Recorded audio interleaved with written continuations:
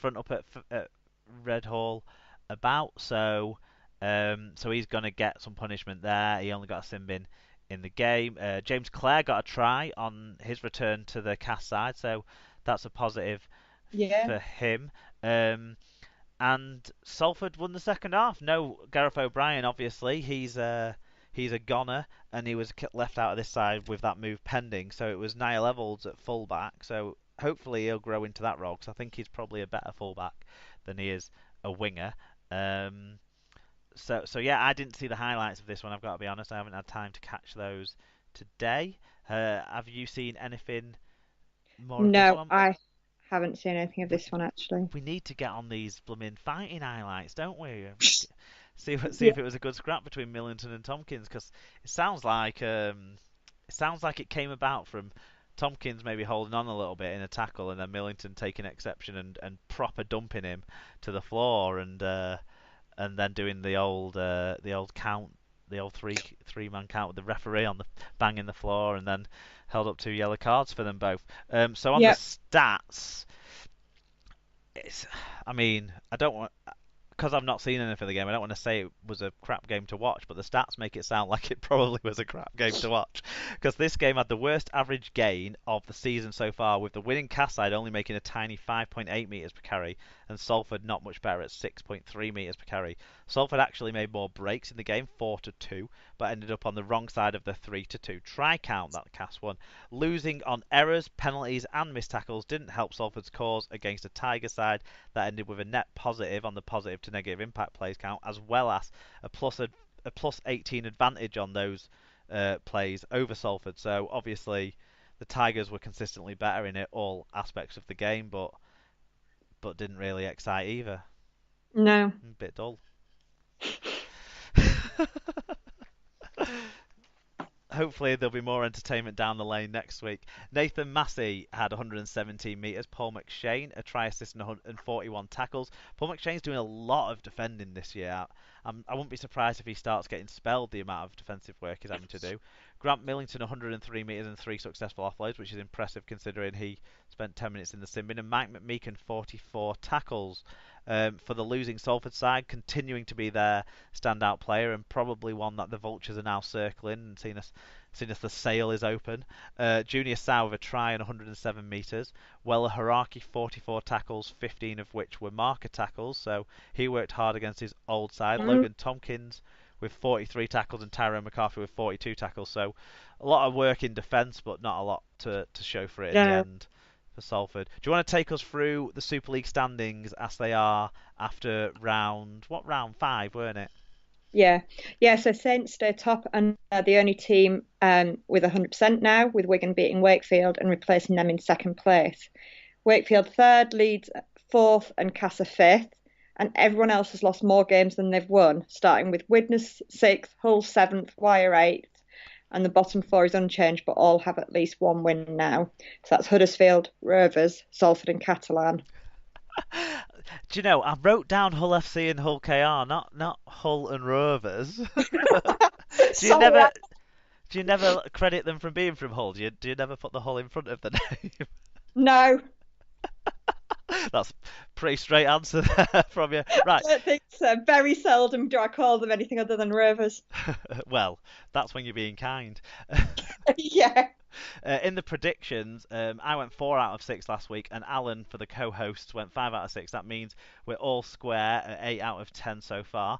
In the Super Brew, it was a Leeds double this week. John Hamilton, he's a Leeds fan, he stays top of the table. And SLP's king of Facebook, Scott Lister, he's also a Leeds fan, and he's wearing the yellow cap this week, so well done, Scott. In the Dream Team, Alan Bagley has come out of nowhere, basically he's joined the league this week. And he's entered the league and joined at the top, moving there with a league best 612 this week. When I saw my score, I was pretty hopeful that I'd have the best score, but I didn't. Alan pipped me by about 20 points or so. So well done, Alan. Really good performance. How's your teams going? I don't have a dream team. Do you not? Just No, Joshua's. Joshua's got two of them. I just I get bored after about 3 weeks of the dream team. So I just don't bother. As soon as we Super, need to make subs, yeah, transfers. yeah, yeah, I just get bored with it.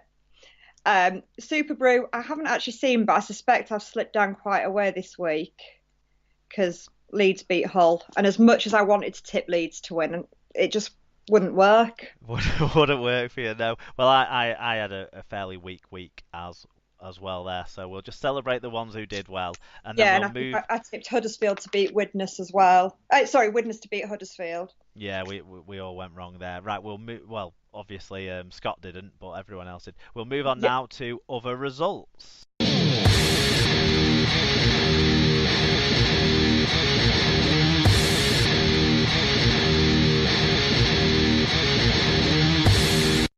So we move on to the other results from around the world of Rugby League, and this is sponsored by Master of Shaves. Not something either of me and you really need, with me having a beard and you, I'm assuming, not having to shave the face here, Very Sarah. no. But it might be something for you to have a look at as a present for your husband or something like that, because Master of Shaves is a small family-run business that sells high-quality traditional wet shaving products and specializes in straight razors. Visit their website masterofshaves.com, and Super League Pod listeners can get 10% off their order by using voucher code SLP at checkout. These voucher codes are all very imaginative, aren't they? Well, I mean, I was a bit. I had a bit of a question mark at Rob's toy shop for putting more than just SLP as theirs, because I thought keep it simple so that our listeners know what they're doing. But I do hope people are taking advantage of some of these offers because I mean I don't know anything about razors because I don't use them. Uh, I've not been cleanly shaven since 2008 when I shaved my beard off for charity. But it does look like they've got a pretty cool like inventory there, and you know they're clearly experts in what they've got there. So I think anyone who's interested in that sort of stuff definitely check them out because it's a good deal. Yeah. Right, I'm gonna take. Please, investigate Rob's toy shop. Do you know what? Once you start, it's like an absolute like well, I don't know quite how to describe it, but you fall down the rabbit hole, let's say, because you spend ages because first of all you look at the first page and you think, oh yeah, this is the kind of stuff I was expecting to be on sale. A few rugby league and football themed birthday cards, a few little um, toys and that sort of stuff, and then you start getting into like wooden hearts and fancy dress costumes for adults, and eh, it's just page after page, and there's so much on there. But we shouldn't be undercutting Master of Shave No, sponsorship no, by no. talking too much No, I'm about them sure all. as But my children get older, the boys will be very interested in Master of Shaves. yeah, but well, support all our sponsors. But the championship was in round six this weekend after not everyone got to play in round five, so everyone was back on the field this weekend. And the first result was Rochdale 24, Barrow 12, a big turnaround in the second half from Dale there to get their first win of the season. Sheffield 10, Toronto 44, so an unsuccessful return to the city of Sheffield for the Eagles, but the Toronto Wolfpack are back in winning ways.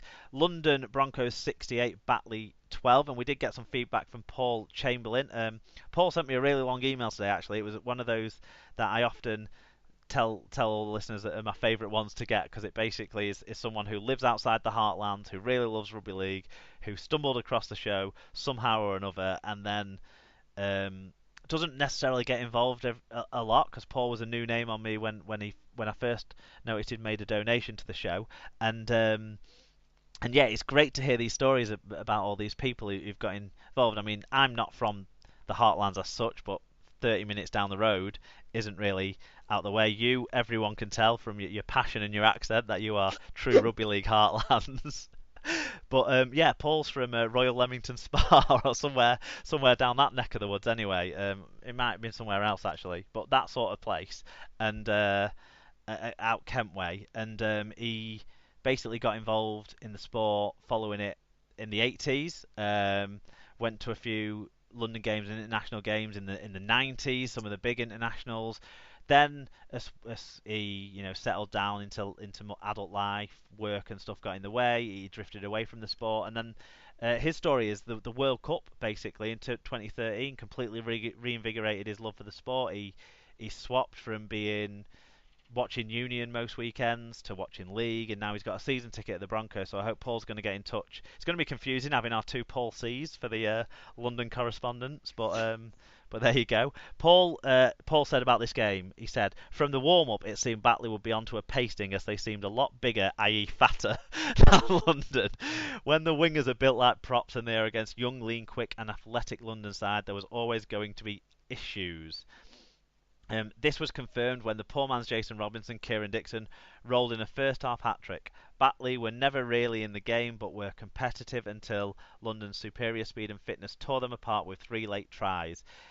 This was aided by a red card for Batley player Dominic Brombarney after they were disallowed a try, and it appeared he said something to the linesman. The other standouts were Samet Reese Williams getting a brace to celebrate his 100th consecutive Broncos appearance, and James Cunningham scoring a try to celebrate his call up to the England night squad. Yeah, refs getting serious on dissent there. There was the penalty against Fash in your game, and looks like Don Brombarney's got some marching orders here. There was I think a knock on that was turned into a penalty for dissent in one of the other games I saw this weekend. So good to see that that's happening. Halifax were the latest team to beat the Lee Centurions. It was 38-18 over at the Shea.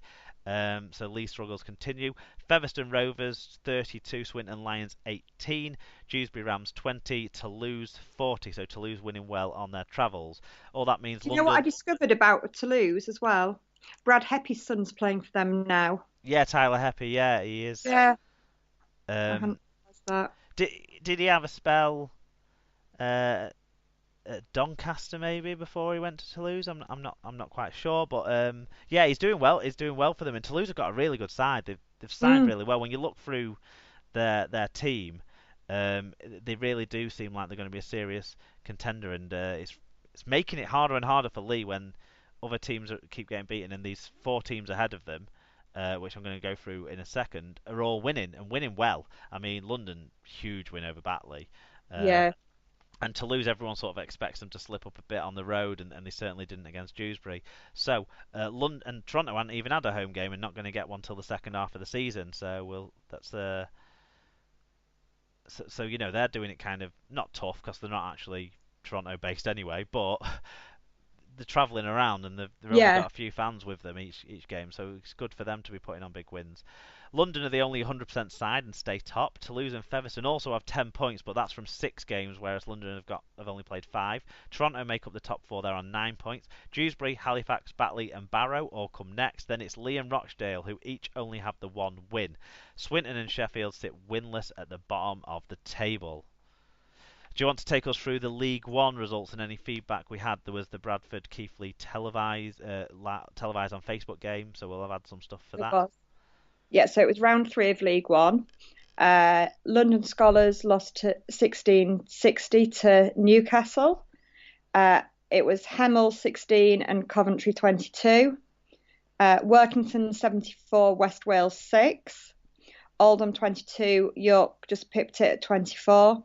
And Keighley 6, Bradford 54. And had some fan feedback on that. Swiss underscore cowboy underscore 78 said, Keighley without discipline and a lot of drop ball. The Bulls were just on class above, and that on an average day. And Alan, Shoddy and Munger said, just caught up with Bradford game via proper sports. They had a few technical difficulties, but didn't have to resort to a mobile phone call. 3,000 at Cougar Park, where Keighley fought hard early on, but were overwhelmed in the end. Thought Flanagan looked classy and might be our best signing of the year.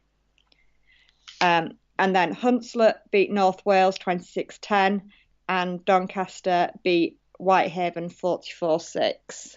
Yeah, it's early days, so everyone missed the game in round 2 due to the weather, so we haven't no point really updating the standings there. In the League One, and in the NRL that was back as well for round 1 of the season, and it started on Thursday morning over here in the UK, and it was the Dragons 34, Broncos 12, so a couple of our English representatives in the NRL getting off to a win there. They've changed how they do the stats in the NRL, so I can't get them as easy, so I won't be doing the call out for the stats of the England players, but I know that Gareth Widdop kicked quite a few goals in that one. It was the Newcastle Knights 19, the Manly Seagulls 18 and Tim G Radio got in touch. He said, thrilling as Golden Point always is, Manly's attack was too narrow throughout the game and DC